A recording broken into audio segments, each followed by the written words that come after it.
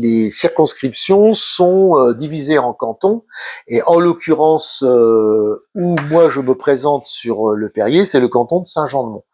Le canton de Saint-Jean-de-Mont, le canton des Pays de Mont, c'est très important. Quand vous êtes maire d'une petite commune, par exemple comme le Perrier, pour avoir plus de poids, pour avoir, je parle politiquement, plus de pouvoir, il est bien d'être aussi conseiller départemental. C'est comme ça que ça s'appelle, c'est-à-dire vous êtes maire et conseiller départemental.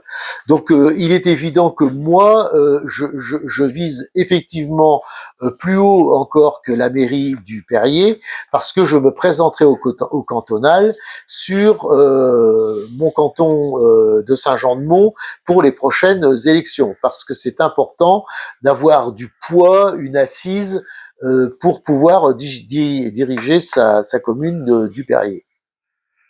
Donc, Et ça, ce sont les électeurs des Pays de Mont qui vont voter au cantonal. Vous vous présentez et les gens votent pour vous. Alors en général, les partis sont assez représentés, parce que contrairement au municipal, où très souvent ce sont des listes sans connotation partisane, quoi. Il n'y a pas de partis qui sont sur les affiches. C'est très souvent sur le nom de la personne. Hein.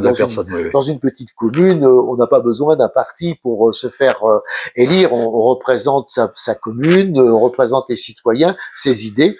Donc c'est des listes. Par contre, au cantonal, au départemental, c'est déjà un petit peu plus politisé.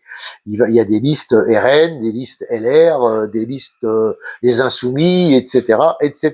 Donc à ce moment-là, il faut souvent trouver une alliance avec un gros parti.